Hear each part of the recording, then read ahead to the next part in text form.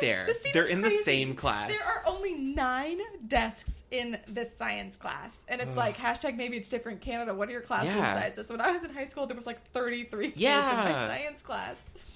But like, they're like, hey, dude, I was able to beat up Mo. And they're like, oh, crap. Then maybe we shouldn't have abandoned this Fight Club idea. You ruled, Drew, for beating someone. And then he was like... And he didn't... Okay, you didn't beat him. He got distracted. You got him. And then you just started wailing on him when you got on top of him. But then all the dude bros start talking shit about Katie, and they're like, we're totally whispering. She's right in front of them. She's like, taking science notes. I can't hear anything they're saying. They're talking about me and my newspaper article. Like, come on. That's where it gets really unrealistic, because if you ever met a kid in newspaper in high school, you say the word newspaper, and they're like, did you read the, oh my God, I mean, just like, did you read that one like article that was like on like the front, like, the one that I wrote? Did you have any thoughts about that? Did you like, come on, Kelsey? I know that because you work in journalism. Yeah, this is real. You also work in journalism, yep, Holland. I do as well. But yeah, you totally have real life experience being that kid, don't you? Yeah, very much so. And then shit back to the deep plot. Alli, more parents. She's like, you have to like cricket, and like you have to tell him about your dad cop. Don't mention rap. Say that your dad is a detective, because that'll sound good. That is kind of cool. I guess being a detective is cool. He's like a detective constable. Okay, sure. Sounds great. And he's just like freaking out because he's like, because this is what Allie's doing. She's like, you have to impress my parents. But she does not say, because I'm not allowed to be dating people. She dances that around that point a lot of being like, my parents are not into this. Anyway, who gives a shit about them? The next sentence that I wrote down, which is very enlightening from here, is... You can do it, dialysis girl. And then...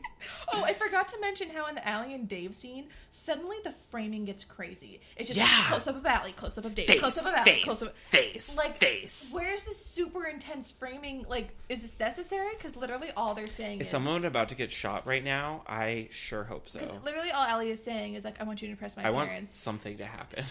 And Dave's like, do I get to say I'm your boyfriend? No. Oh, the end of scene. Yeah. Yeah. Onto it. But you can do a dialysis girl. Some stuff happens. But we get really real with Holly J. We do. Because she's just like... She can do it. She flipped out on her birth mom being like, you're so selfish. You won't save my life. And then she's like, I did an oopsie. Yeah. I did a big goofball. Yeah. Now I won't get to have a relationship with this woman. I've burned this bridge because I want her to give me organs.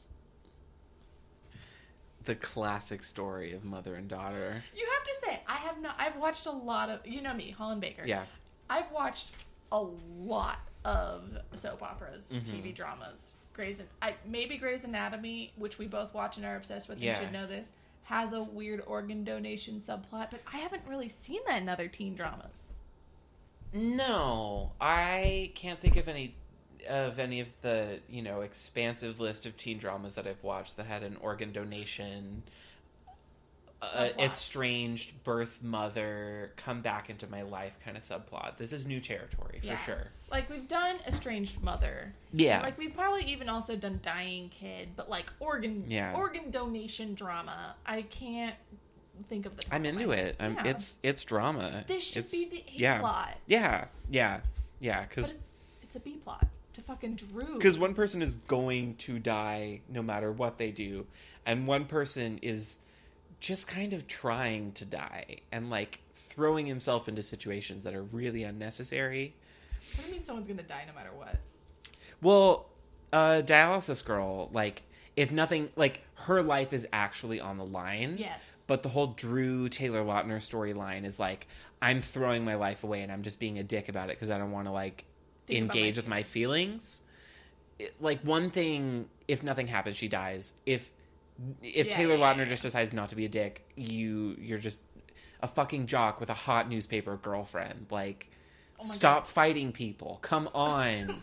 And do track or do football. Literally everyone in the episode football. is Everybody just like, does football. Everyone everyone in the whole Wait, is Canada episode. shit? Do they do football in Canada? Obviously, remember Riley was on the football team. Remember, of course, remember Jane was the quarterback that one season. Or hockey. Do hockey. They all like hockey. Yeah, that's even more white male violence. Yeah, whatever. So unnecessary.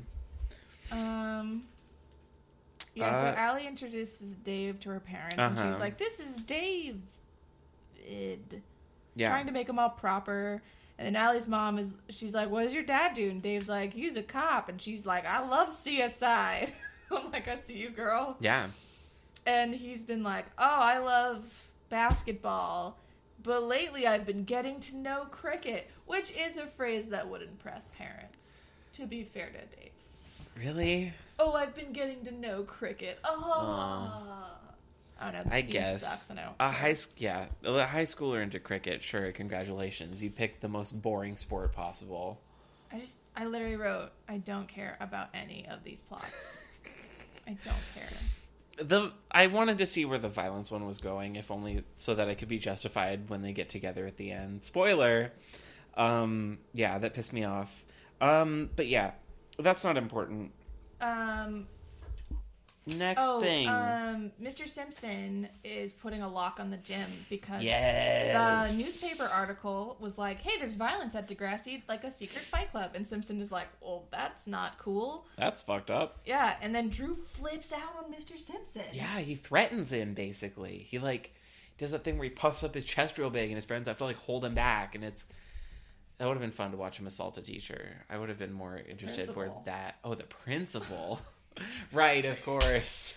I knew Mr. that. Simpson isn't just a teacher anymore. Yeah, he got upgraded. He upgraded his lifestyle to principal all the children. Super great.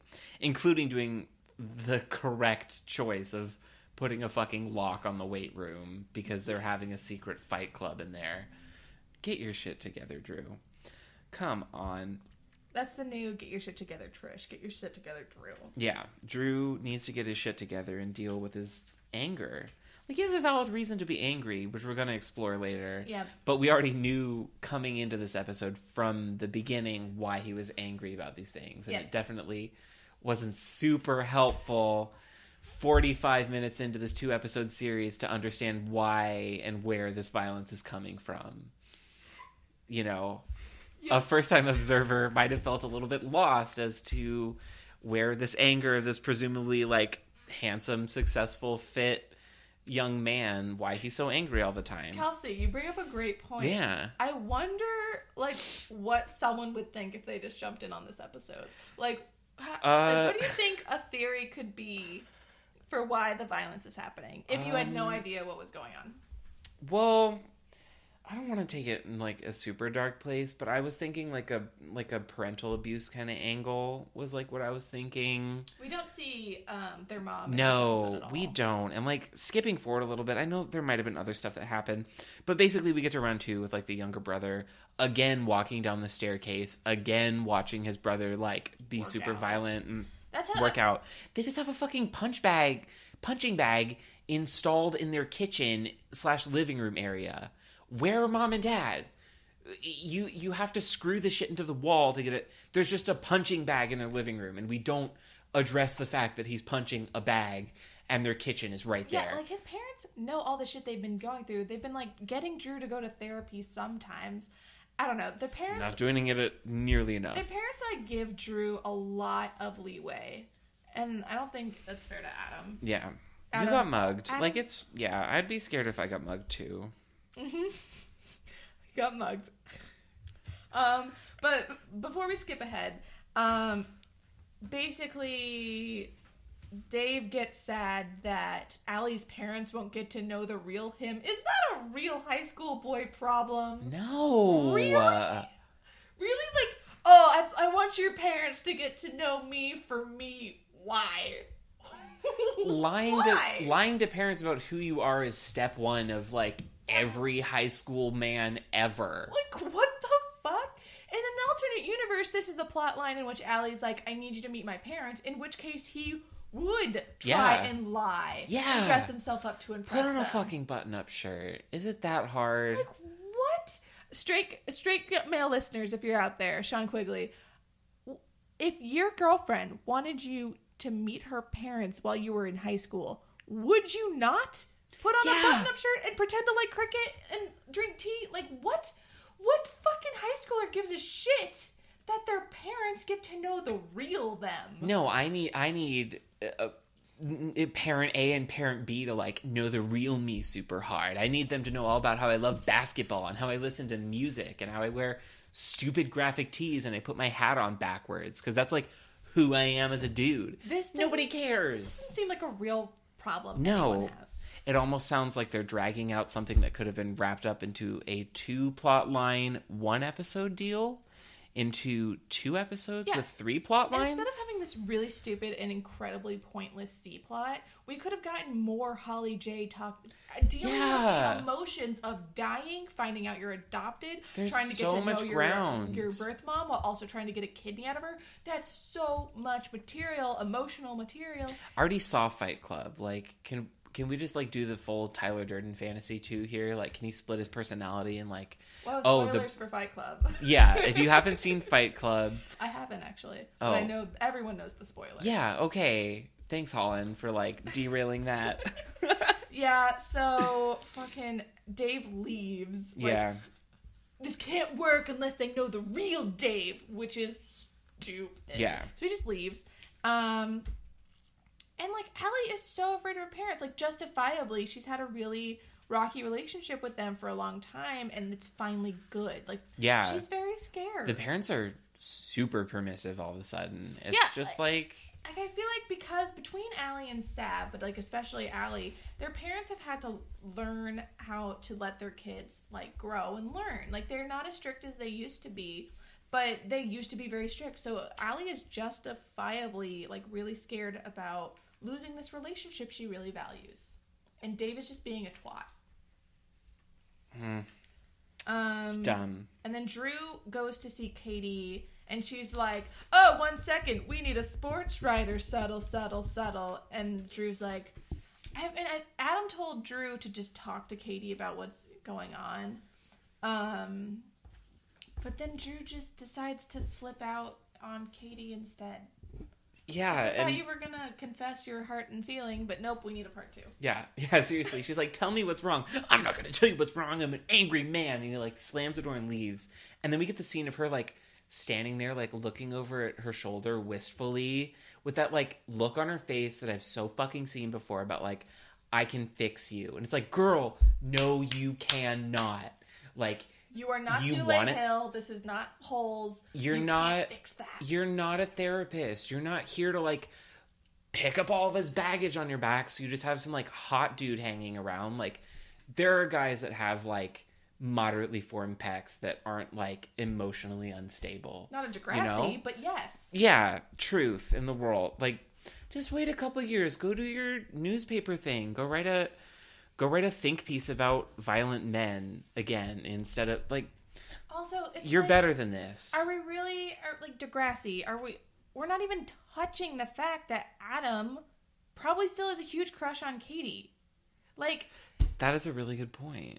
This is not the first time Drew has gone after girls that Adam has had a crush on. And poor Adipoos over here, like, totally chill with it. He gives advice... Go talk to her. Go be friends with her. No, like, Adam is, like, the Christ-like figure of this show. Yeah. No wonder he's always descending from the staircase. And, like, we think about it, like, the framing of the scene a lot. Like, Adam is the angel from Angels in America. Because he's always walking down the staircase. I don't think he ever makes it to the bottom of the steps. But it's always, like, Drew is, like, super dark. Where the like, light is coming Yeah, from. exactly. And he's, like, very obvious kind of like, cinema stuff going on here. I really want more Adam A plots, but at the same time, every time there's an Adam A plot, like, I'm just really afraid they're gonna ruin him like they did to Connor. Like, Connor was the best character ever, and he, like, really worked as a side character. Connor. But as soon as they gave him an A plot, he's like, I'm gonna steal women's underwear and be a big freak. And it's... Ugh, so annoying. I hate that. Like, don't ruin Adam. And I really want an Adam storyline in which, like, he gets a win. Yeah. Adam needs a win. It's hard out there for... He's always given the best fucking advice. Yeah. He's just there. You know, that's a theme of this episode. It feels like all 3 of the main characters just have, like, an ancillary side friend who's literal only purpose is there to, like, give him a pat on the back and tell him to keep going. Drew has his brother, Adam. Lindsay Lohan